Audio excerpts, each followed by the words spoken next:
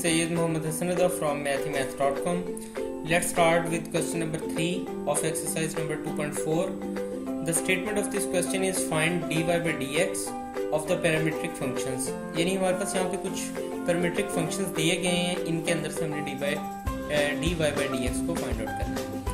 अच्छा, अब यहाँ पे जैसे कि यहाँ पे इसके फर्स्ट पार्ट में हमारे पास x is equal to theta plus 1 over theta है इस, और यहाँ पे y is equal to theta plus 1 है। चलें इसे पहले सॉल्व करते हैं। x इज इक्वल टू ये हमारे पास है थीटा प्लस, इसको हम थीटा की पावर -1 लिख सकते हैं, क्योंकि यहाँ पे डिनोमिनेटर में यहाँ पे थीटा जो है इसकी पावर है +1, यहाँ पे इसकी पावर +1 है। तो जब ये यहाँ डिनोमिनेटर से न्यूमिनेटर में जाएगा, ऊपर जाएगा, तो इसकी पावर हो जाएगी -1। इसके बाद हम इसको डिफरेंशिएट करते हैं इस सारे को with respect to theta. So ये हमारे पास आ जाएगा d by d theta of x is equal to d by d theta of theta plus d by d theta of theta raise to power -1। Next step में ये हमारे पास आ जाएगा d x by d theta is equal to d theta by d theta equal to 1 आ जाएगा।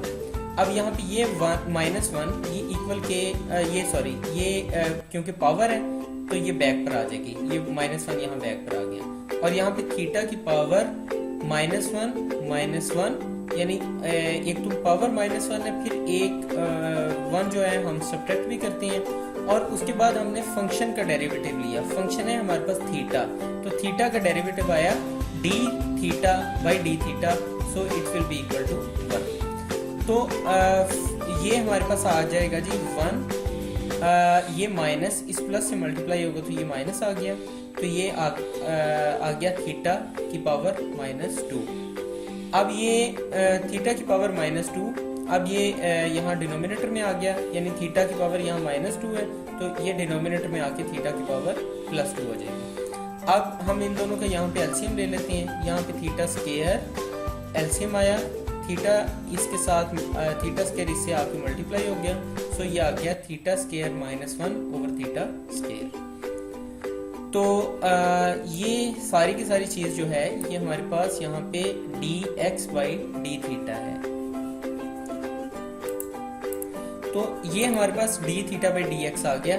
अब हम y की तरफ चलते हैं। y हमारे पास है जी थीटा प्लस 1, सो इसको हम डिफरेंशिएट करते हैं with respect to theta. So ये आ जाएगा d by d theta of y, फिर d by d theta of theta, फिर d by d theta of 1। तो ये हमारे पास आ जाएगा dy by d theta is equal to d theta by d theta equal to 1 आ गया, और 1 का जब डेरिवेटिव लिया तो इसका 1 क्योंकि कांस्टेंट है इसलिए 1 का डेरिवेटिव 0 आ जाएगा। So dy by d theta is equal to 0 plus 1 that is equal to 1 आ गया।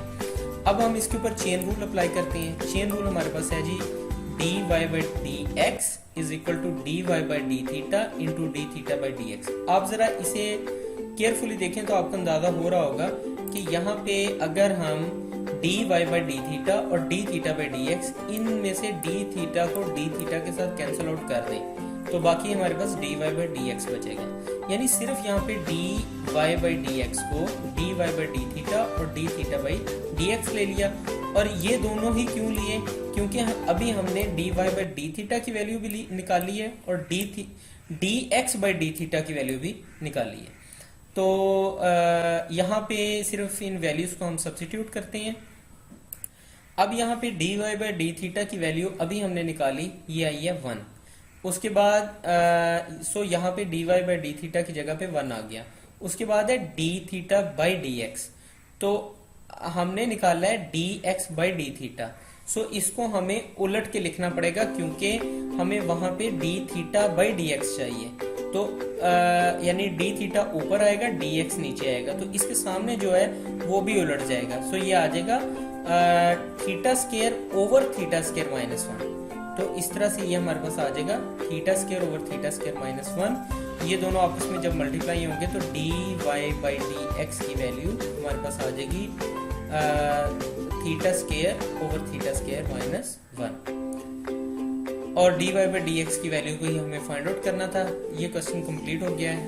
अगर आपके इसमें किसी भी जगह पे कोई प्रॉब्लम है या आप किसी जगह इसको समझने में कोई मुश्किल आ रही है तो आप हमसे कांटेक्ट करें। हमारा यूट्यूब का चैनल अवेलेबल है, आप उसे सब्सक्राइब करें ताकि हमारी लेटेस्ट वीडियोस और अपडेट्स आपको मिलती रहें। Thanks for watching mathematics.